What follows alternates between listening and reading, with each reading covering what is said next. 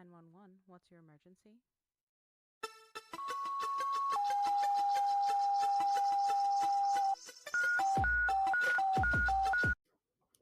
The following content is graphic, emotional, and includes dark humor that may not be suitable for all listeners. Discretion is advised.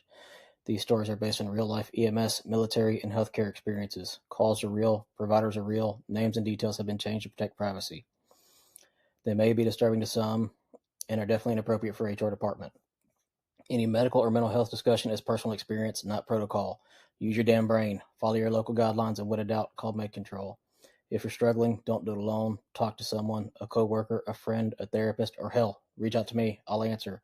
Need help right now? Text or call 988 or visit 988lifeline.org. You said life's most difficult experiences aren't interruptions to the journey; they are the journey, and that's huge right there to me because you're right. And like you said, the small things, even the small things in life are a part of our journeys. They kind of sometimes bring us down, but without the small things, we wouldn't have the big things, in my opinion. I mean, I think it's so connected. All the moments in my life and that's the work that I'm trying to do really is help people see the connection between the lows and the highs, to see that the pain isn't something separate. I have a colleague named Jeannie, and she's going through ovarian cancer right now, and she said in life it seems like all of these, like this diagnosis she had, that you would think that it just kind of came out of the blue. But what if we're living in the blue all the time? A diagnosis, a breakup, a a a challenge.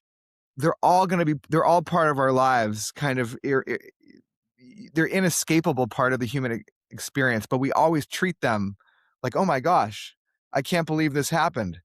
Yet it's pain happens for all of us.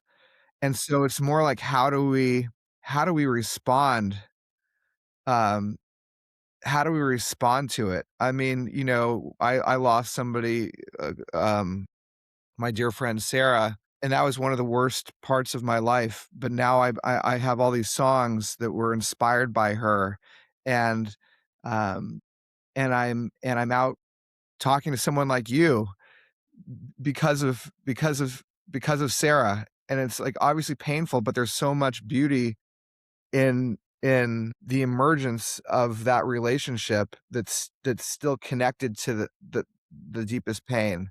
And so I don't know, understanding that and knowing that for myself just makes life, I guess, richer. That makes sense. And I can't remember who told me this at one point, but uh, they told me that without pain, we would always feel numb, and that was that hit me hard that day. He told me that as one of my partners on the ambulance, and he told me that he's like, "Hey, look, you did everything you could. You're gonna feel pain about it. You're gonna feel grief about it. But without those, how are you? How do you know what you're supposed to feel?" I think that's I mean, I have the same cognition. It's like if you're not upset or you're not grieving something, like, how were you supposed to feel? I mean, it makes it we should feel those emotions. Otherwise, how are we really living? So I think that's a really Can you say it again?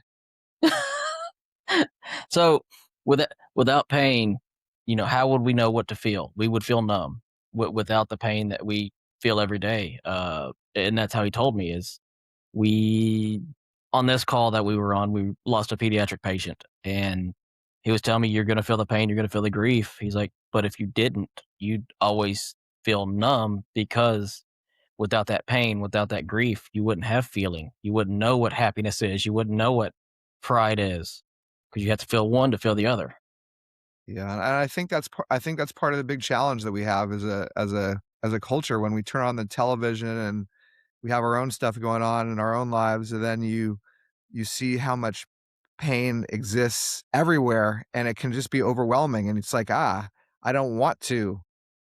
I don't wanna feel I don't wanna feel the pain, and so we just, like, go numb, or we numbify ourselves in some other way, and it's like, no, how do we stay open to feeling to feeling all those feelings. And that also, kind of sitting with our feelings. If you think it's too heavy to say it anyway.